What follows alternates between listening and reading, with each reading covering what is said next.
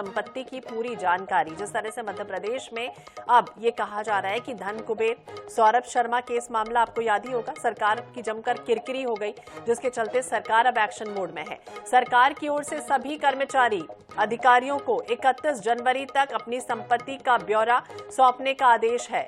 ये आदेश है और इस आदेश के अनुसार कर्मचारियों को ये बताना होगा कि वो किस पद पर हैं और उनकी सैलरी कितनी होगी, किस जिले में पदस्थ हैं। इसके अलावा नौकरी ज्वाइन करने से पहले कितनी अचल संपत्ति उनके द्वारा खरीदी गई, संपत्ति खरीदते समय उनकी क्या कीमत रही, वर्तमान में क्या कीमत है, ये सब जानकारी देनी होगी। सामान्य प्रशासन विभाग की ओर से पूरी जानकारी अपने अपने विभाग की वेबसाइट पर जारी करने के दिशा निर्देश दे दिए गए हैं।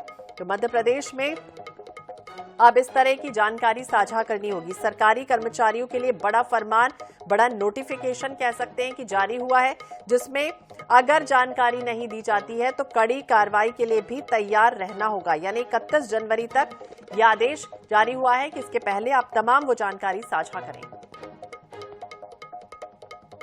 अंकुश मौर्य ज्यादा जानकारी के लिए हमारे सहयोगी हमारे साथ जुड़ गए। अंकुश, देखिए सौरभ का जिस तरह से केस सामने आया, इसके बाद तो पूरे मध्य प्रदेश को हिलाकर ही रख दिया कि धन कुबेर ये भी हो सकता है। अब दूसरी तरफ ये प्रॉपर्टी की जो जानकारी है वो किस तरह से साझा करनी होगी, किस तरह से नोटिफिकेशन आया है, क्या क्या फरमान में है, गाइडलाइन?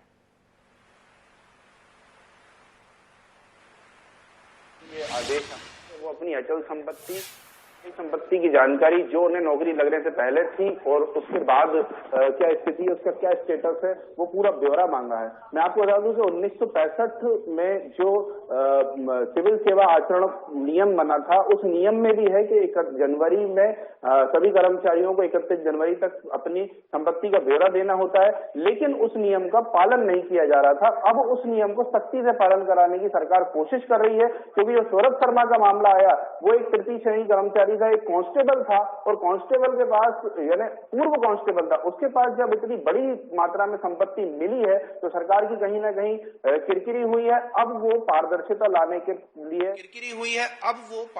लाने के लिए तत्पर है सरकार। सरकार दिखाना चाहती है कि पारदर्शी तरीके से हमने अपने कर्मचारियों का ब्यौरा मंगाया है, उनकी संपत्ति पर नजर रखी जा रही है, कहीं अकूत कोई दौलत तो नहीं कमा रहा है, बेनामी संपत्तियां तो नहीं कमा रहा है। हालांकि अब देखना होगा कि सरकार के सख्त आदेश का पालन कर्मचारी कितना करते हैं, उनको जानकारी वेबसाइट पर अपलोड करनी है। सरकार ने यह व्यवस्था भी की है कि उनको एक टोल फ्री नंबर भी जारी किया है, जिस पर वो फोन लगाकर भी पूछ सकते हैं कि वेबसाइट में अगर अपलोड करने में कोई दिक्कत आ रही हो कर्मचारियों को तो उसमें भी उनको मदद मिलेगी। टेक्निकल लोग उसमें मदद करेंगे टेक्निकल रूप से, और कर्मचारियों को अब ये लगता है कि पूरी जानकारी ब्यौरा अपने वेबसाइट पर डालना ही पड़ेगा। हालांकि फिलहाल जो आदेश जारी हुआ है वो तृतीय श्रेणी कर्मचारियों के लिए हुआ है। देखना होगा कि उच्च अधिकारियों के लिए कैसे आदेश अगर जारी करती है सरकार, तो कैसे आदेश जारी करती है, कब आदेश जारी करेगी, क्योंकि निचले स्तर पर ऊपर से नीचे तक भ्रष्टाचार के आरोप लगते आए हैं। निचले स्तर पर तो कसावट हो जाएगी, लेकिन उच्च अधिकारियों पर के लिए सरकार क्या नियम लाती है ये देखना होगा। बिल्कुल, उच्च अधिकारियों के लिए भी नियम लाना होगा, तभी इस जो पारदर्शिता है वो बेहतर होगी। लेकिन दूसरी तरफ ये भी बताइए, पहले या भारतीय वन सेवा के अधिकारी या फिर भारतीय पुलिस सेवा या फिर प्रशासनिक सेवा, ये तमाम लोगों के लिए भी गाइडलाइन होती ही है कि इन्हें अपनी संपत्ति का ब्यौरा देना होता है, और आगे और क्या अपडेट जो है वो इसमें सामने आ रहा है?